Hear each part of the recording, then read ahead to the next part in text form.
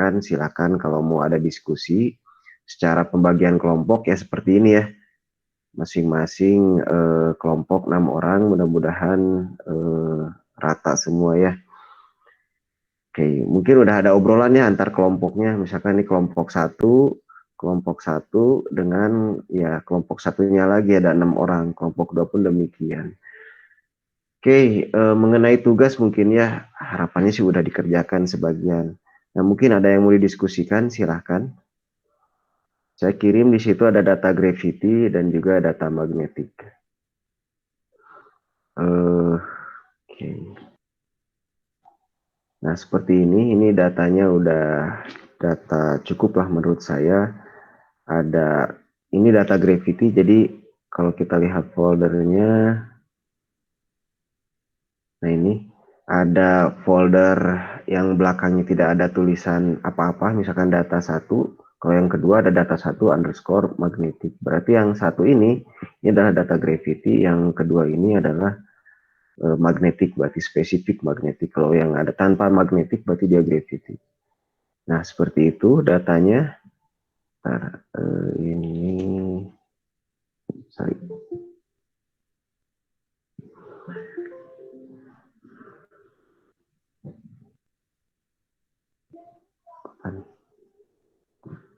Oke, kalau dilihat bersama datanya.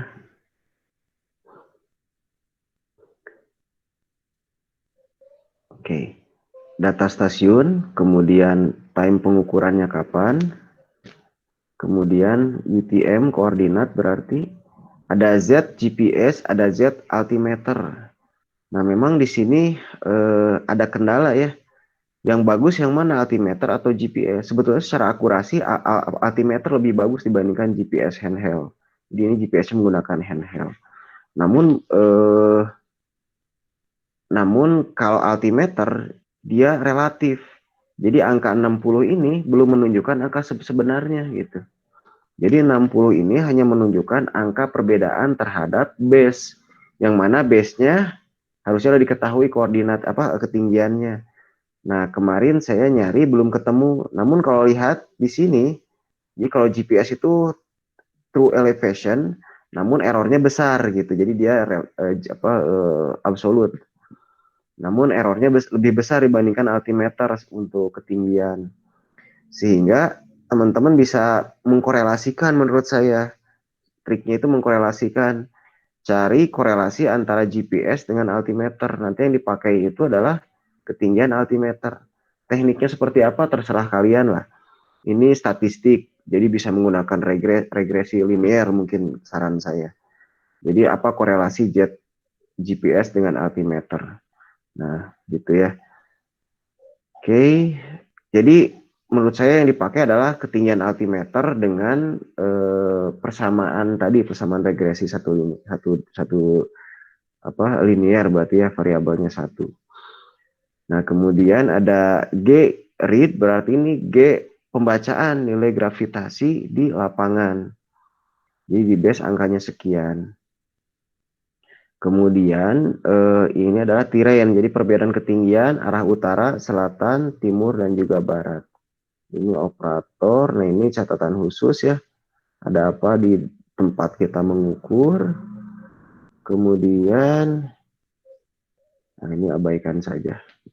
Nah gitu untuk gravity ya. Ada pertanyaan untuk gravity?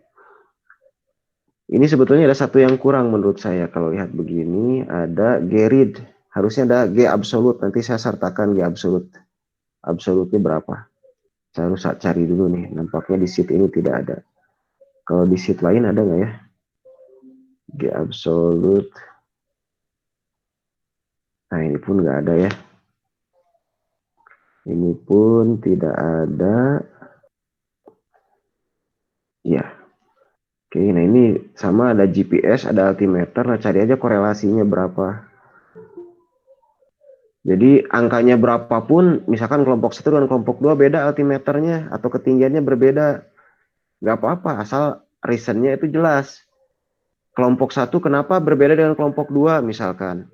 Karena kelompok 1 menggunakan regresi linear, karena hubungannya itu lebih linear. Sedangkan kelompok 2, oh enggak, menurut saya enggak linear, lebih dekatnya ke persamaan orde 2. Ya sudah, enggak apa-apa, sehingga yakinnya ke orde 2 misalkan kelompok 2. Ya udah enggak apa-apa, tinggal alasannya aja yang diperjelas. Gitu. Tapi biasanya hasilnya itu tidak jauh dari ZGPS sebetulnya. Hasilnya itu nggak jauh banget dari sini, mungkin plus minusnya 10 meter. Artinya gini, jangan sampai membuat dapat persamaan regresi, ternyata ketika dimasukkan Z-nya itu menjadi 200, nah itu salah. Itu udah kejauhan lah. GPS itu lebih dekat, hanya errornya besar. Altimeter errornya kecil, hanya dia masih relatif gitu aja. Atau saya menggunakan metode yang lain, bebas, yang penting ada penjelasannya di situ aja. Jadi saya tidak mematok harus dengan satu cara, bebas, kalian seperti apalah bebas ya. Yang pasti saintifik lah, bukan tebak-tebakan. Oke, begitu. Nanti saya akan sertakan di grup berapa G read G absolut untuk di base. Oke, itu PR saya. Nah, saya tulis takut lupa. G absolut base. Oke. Apalagi kita lihat data magnetik. Oke, data magnetik. Ini bukan ya. Mana magnetiknya? Oh ini. Ini data magnetiknya. Ada row itu batu yang di fill, ada juga yang base. Jadi kalau ada base berarti bukan fill ya. Nanti ada kalanya ini bukan row data, tapi sheet aja gitu ya. Nah, oke, kita lihat yang row. Yang row di sini ada nama stasiun, ada koordinat, ada sama GPS juga. Namun dalam processing magnetik GPS ketinggian itu tidak berpengaruh ya, tidak ada faktor elevasi dalam pemrosesan data magnetik. Jadi ini boleh diabaikan, tapi sebagai informasi tambahan nggak apa-apa lah. Kita bisa tahu, oh daerah tersebut relatif tinggi dibandingkan yang lainnya atau relatif rendah. Biasanya kan topografi itu ada hubungannya dengan tipe atau jenis batuan. Jadi kalau kita belajar geomorfologi, biasanya topografi tinggi itu menunjukkan batuan yang keras, batuan yang kuat, gitu ya.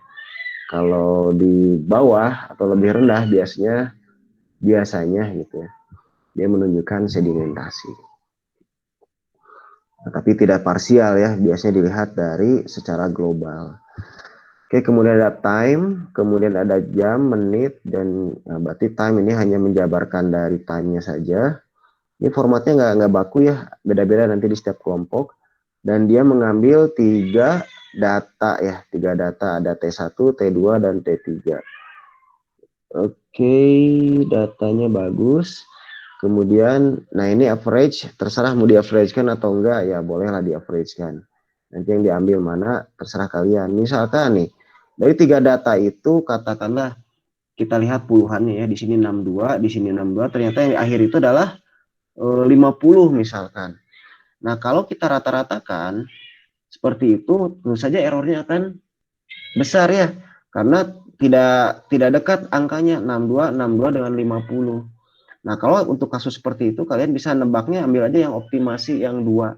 Jadi di sini kelompok yang sebelumnya nulisnya T average. Nah, bisa jadi kalian itu tidak average, namanya T optimal aja. T optimal itu bagaimana mengambil tiga data yang ada itu yang optimal bagusnya seperti apa? Apakah cukup dengan 2 data atau cukup 1 data atau memang 3 data dirata-ratakan? Bebas. Metode optimasi itu banyak ya, bukan hanya rata-rata saja. Namun biasanya ya kayaknya sih bagus-bagus aja. Kalau enggak ya begitu ya kalian. Misalkan ada data yang jelek, ada nggak data jelek di sini? Oke, kayaknya enggak deh ya. Nah, nanti kalian lihat aja lah satu-satu ini kayaknya. Iya. Oh ya, masih layak lah. Jadi kalau ada yang deviasinya atau standar deviasinya, kalau kalian bisa mengeluarkan standar deviasi di sini ternyata besar, nah kita bisa melakukan optimasi tadi yang tidak mesti itu rata-rata. Kemudian T variasi hariannya ini kalian boleh abaikan karena ini pekerjaan kelompok sebelumnya ya. belum tentu benar juga. Bagaimana cara mengolahnya? Berarti kalau T variasi harian itu prosesinya di base di sini. Jadi kita samakan time-nya gitu. Misal ini jam berapa tadi, jam di awal ya, jam 10.06. Di base itu berapa? Jadi di base itu, saya lihat dulu. Oh iya, betul. 10.06, mana 10.06? Nah, 10.06 itu lebih dekatnya ke sini ya, 05. Jadi kalau kita lihat yang base-nya, di sini ada, oke saya tandain dulu. Nih, jadi kalau lihat database-nya, itu ada nilai magnetik, ada time. Jadi dua ini sebetulnya yang wajib di base. Yang lainnya kalian boleh abaikan. Sinyal itu menunjukkan bahwa dia tuh kuat atau tidak. Biasanya yang kita ambil itu 99. Oke, berarti bagus semua ya kalau 99. Jadi di sini ada nilai magnetik, ada time-nya. Jadi kan seperti yang dibahas sebelumnya, untuk T variasi harian dilihat dari apa? Dari time-nya. Jadi kalau 10.06 kalian boleh menggunakan interpolasi atau kalian tebak aja, karena ini kerapatan datanya per 5 menit ya. 06 itu lebih dekat ke 05. Kan ini 06. 06 itu lebih dekat ke 05. Berarti kalau kalian mau ambil data langsung, berarti ambil data yang mana? Yang ini sebetulnya 45.000 sekian. Namun ini belum langsung diambil, ini harus dikoreksi dulu. Dikoreksi terhadap nilai magnetik rata-rata di field atau di base sama saja. Di area tersebut lah intinya. Jadi idealnya kurva itu dibuat ada puncakan, ada lembahan. Yang seperti saya bahas sebelumnya, ada lembah, ada puncakan, ada lembahan. Jadi minimal satu gelombang. Jadi 24 jam atau 48 jam. Jadi kalau udah diketahui rata-ratanya, nah, maka dikurangi terhadap rata-ratanya. Kalau di sini bagaimana nih? Oh nggak ada ya. Itu dikurangi oleh rata-ratanya. Kalau tidak ada, kurangi aja oleh IGRF lah. Teknisnya seperti apa? Tergantung kalian. Mau pakai IGRF, mau rata-rata harian, boleh. Berarti ini dikurangi dulu terhadap rata-rata harian. Gitu. Angkanya saya nggak tahu benar nggak segini atau bukan. Yang pasti saya tidak tanggung jawab terhadap data yang ini. Gitu. Lupa saya delete berarti. Oh dia kayaknya pakai IGRF ya. IGRF. Kayak begitulah. Itu magnetik, jadi yang diperlukan data sampai sini ya. Oke, sampai P observasi. Kemudian data yang lainnya apa nih? Nah, ini formatnya agak beda. Nah, kalau ini betul tidak ada T variasi hariannya. Oke. Ya. Jadi ada nama stasiun, ada time, ada koordinat, kemudian ada nilai magnetiknya. Dah cukup. Ini data raw-nya. Kemudian yang ini di base per berapa nih? Oh per 5 menit ya. Ini per 5 menit. Oke, udah layak lah. Kemudian jangan lupa T variasi harian itu dikurangi oleh rata-ratanya. Jangan lupa presensi ya. Kemudian noise, nah dia bagus mendefinisikan noise.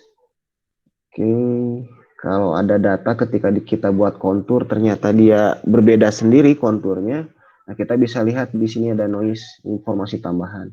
Siapa tahu misalkan di stasiun 13 ini noise surveyor kabel listrik berjarak 7 meter dan tiang listrik. Nah bisa jadi yang berjarak 7 meter ini signifikan memberikan error kepada data kita. Jadi data 13 nanti stasiun 13 ini apakah errornya besar atau tidak gitu. Kalau dia ketika kita buat kontur ternyata dia mengklosur sendiri, ada pencilan gitu ya, bisa jadi efek dari situ. Jadi tingkat kepercayaan data 13 sampai 16 di sini itu bisa jadi kecil gitu. Jadi kalau kita modelkan nanti bisa kelihatan di stasiun 13, 14, 15, 16 itu bisa jadi errornya itu besar gitu.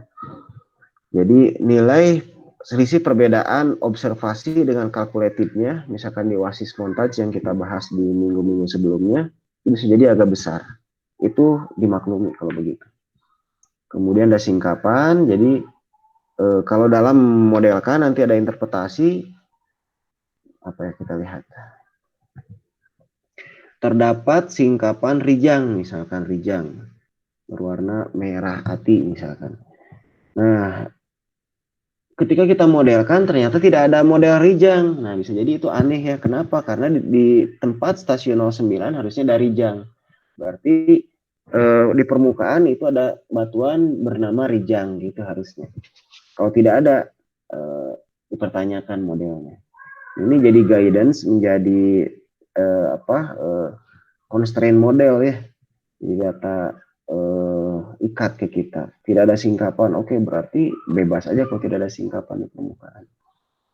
Gitu. Apalagi. Nah itu mungkin ya. Nah untuk gravity jangan lupa kalian bisa, kan nanti ada koreksi tidal ya. Koreksi tidal. Koreksi tidalnya di mana? Kalian bisa menggunakan software Viki ya. Kalian download dulu namanya software Viki yang udah kita bahas di pertemuan awal-awal. Itu sesuaikan time-nya. Time dan tanggalnya. Kebetulan di sini tanggalnya ada berarti kan ya. Kalau nggak ada boleh WhatsApp saya di grup aja. Tanyakan berapa tanggal di stasiun yang di data berapa gitu. Nanti saya akan coba carikan kalau memang tidak ada. Ini di Viki tanggal dan time-nya itu kita samakan, maka akan keluar nilai tidalnya. Gitu. Oke, sampai sini ada yang mau didiskusikan? Silahkan. Saya hanya mereview saja.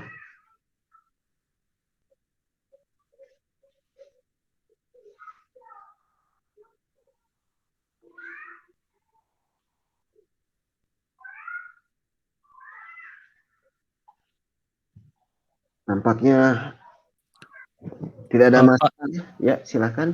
saya Mbak, mau bertanya, Pak. boleh. Untuk yang kan tugasnya ada yang nomor 4 tuh ada pemodelan bawah permukaan menggunakan kedua peta tersebut. Berarti Ya, nanti kita ngebuat modelnya itu berdasarkan peta yang udah jadi itu ya, Pak? betul. Coba kita baca ya bareng-bareng. Sip, bagus, Pak.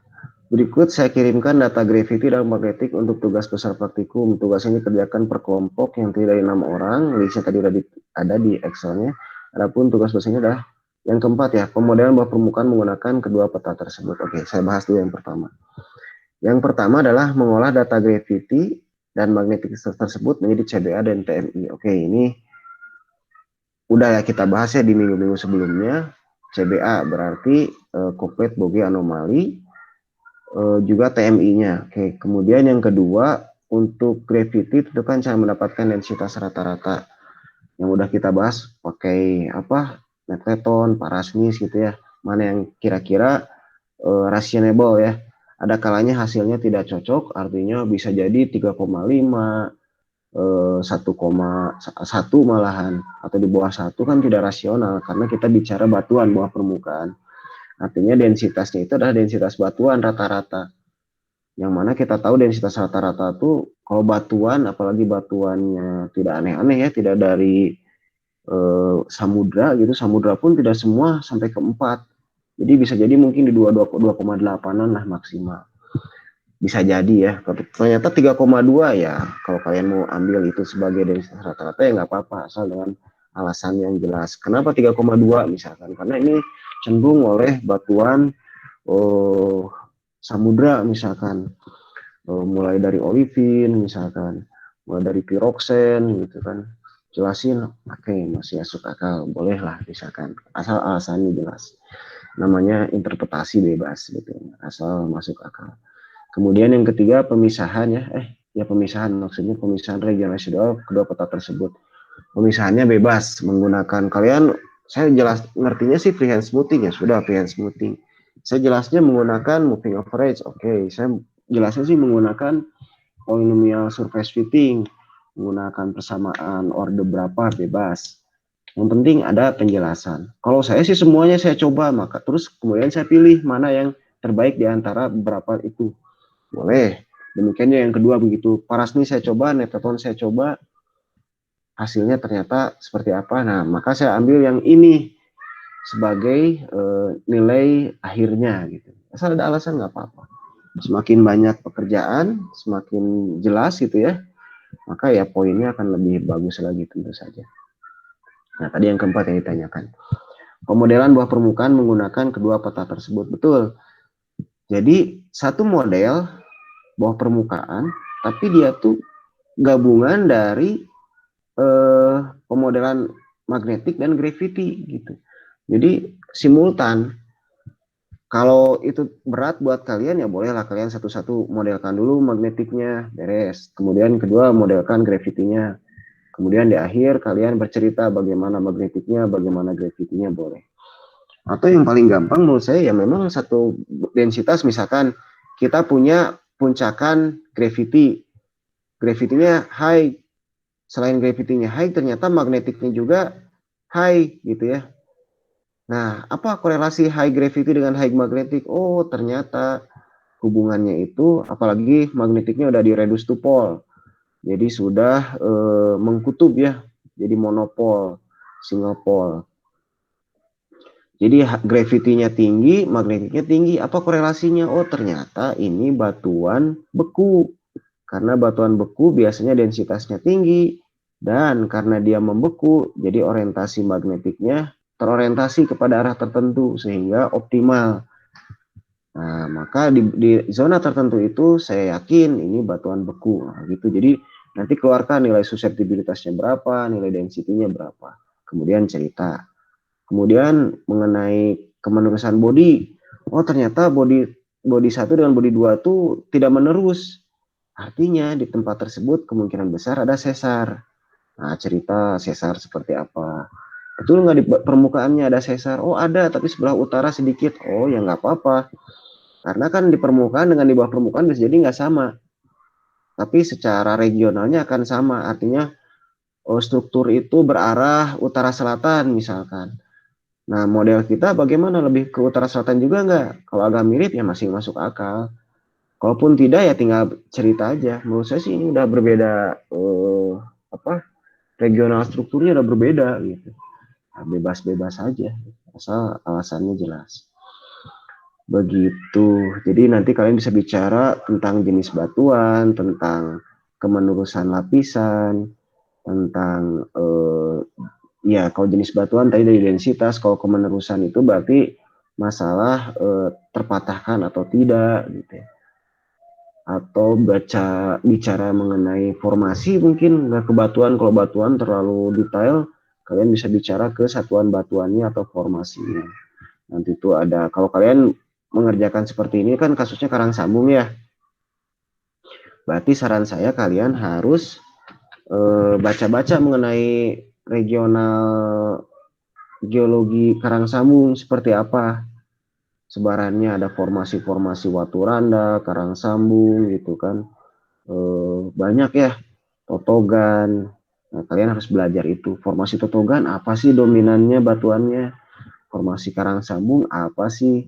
Totogan terhadap karang sambung mana yang menjadi di atas, mana yang jadi di bawah, misalkan. Nah, itu kalian harus belajar juga stratigrafinya. Jadi dikatakan karang sambung itu lebih tua, ternyata kita karang sambung itu di permukaan, di bawahnya totogan, misalkan waturanda, misal saja, saya juga lupa lagi stratigrafi.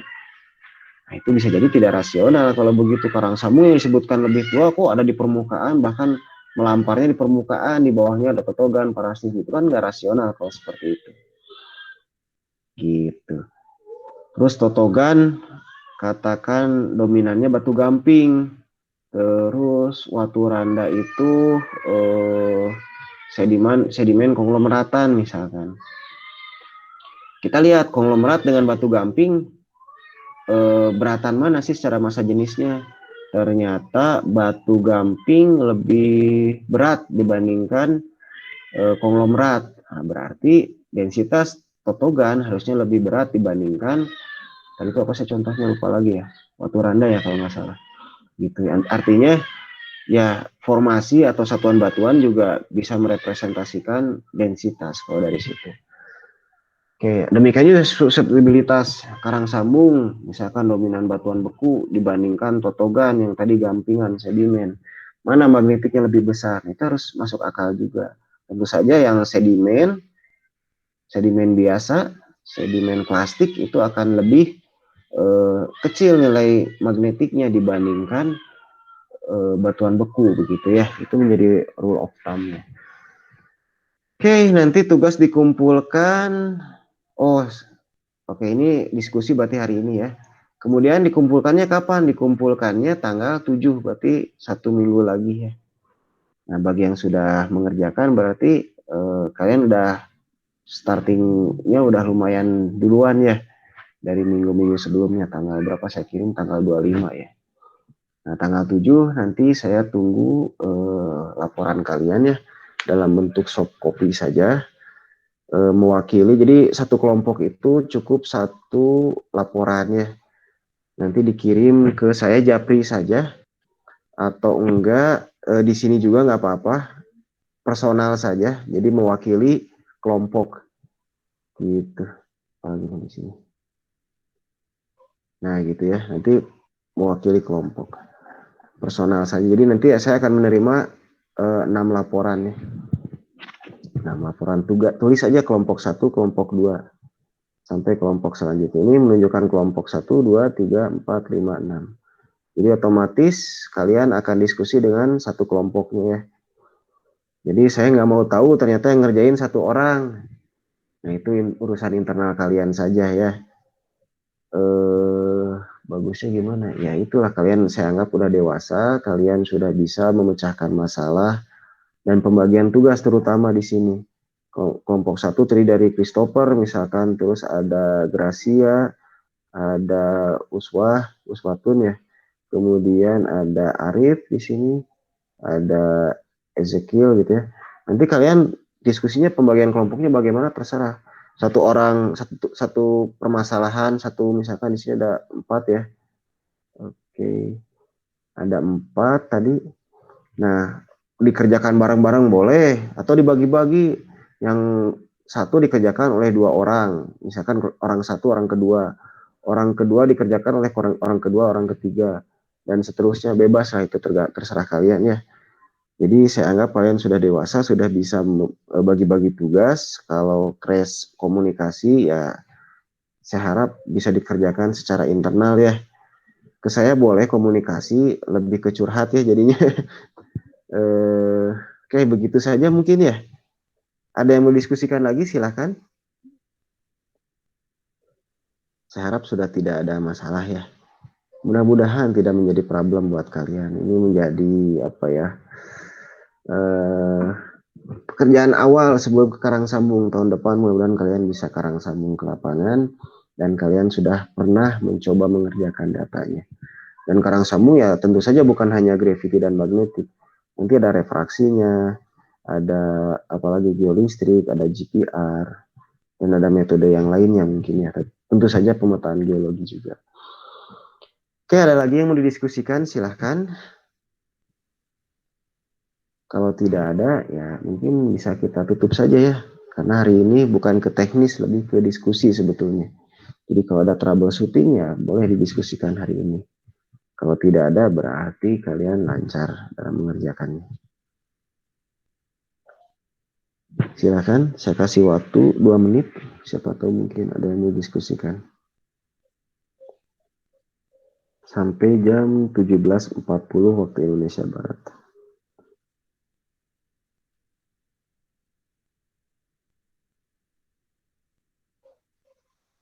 Pak, saya mau bertanya.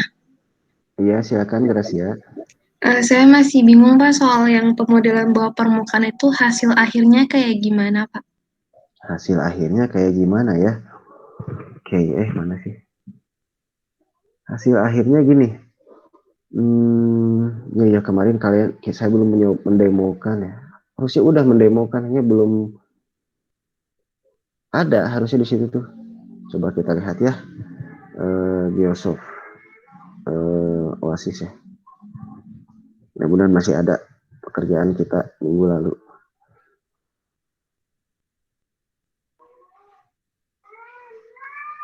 Yes. Oke, kemarin tuh Genesis open model kali.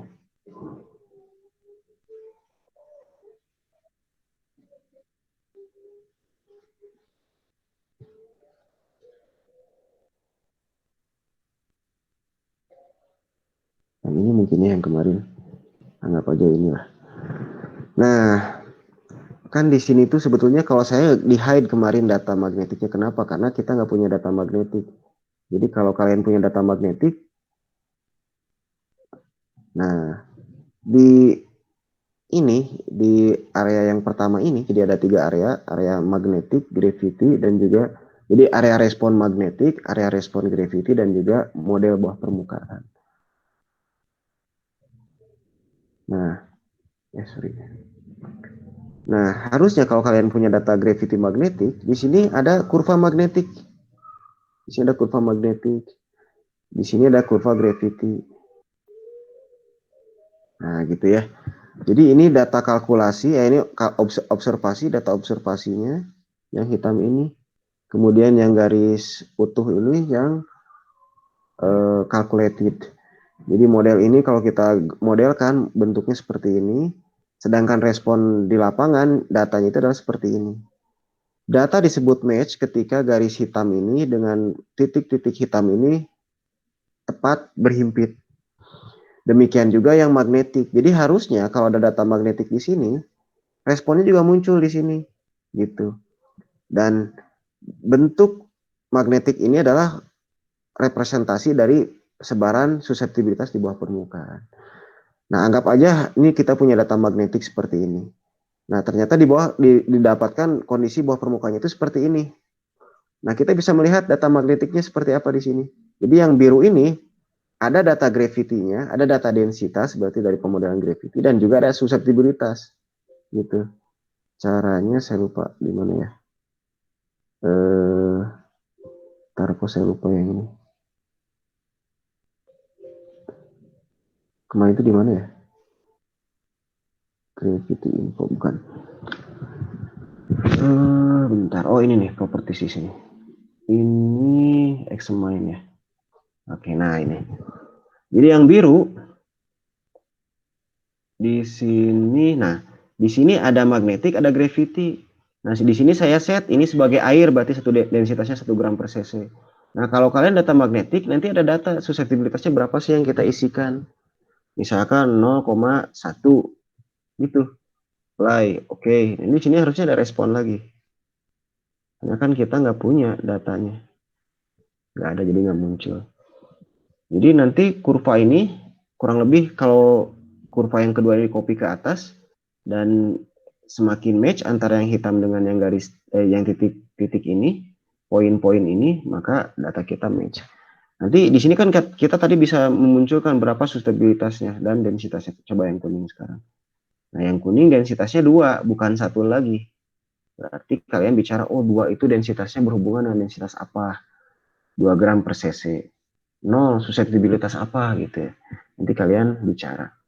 Kalau 0 berarti kan dia lebih ke sedimen, berarti tidak punya nilai magnetik. Gitu. Di situ berarti bodinya cuma 1, tapi body itu ada 2 properties di situ tuh. Properties densitas dan juga properties susceptibilitas. Sedangkan geometri kita mainkan di sini gitu. Gitu. Jadi dari geometri kita bisa bicara tentang sebaran, bisa bicara tentang patahannya, gitu. Nanti bisa ke volume sebetulnya 3 dimensi.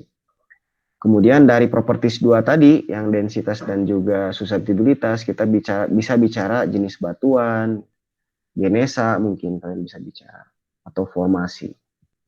Begitu Gracia. Betul ya tadi Gracia ya. Iya Pak, terima kasih Pak. Ya sama-sama. Ada lagi silakan.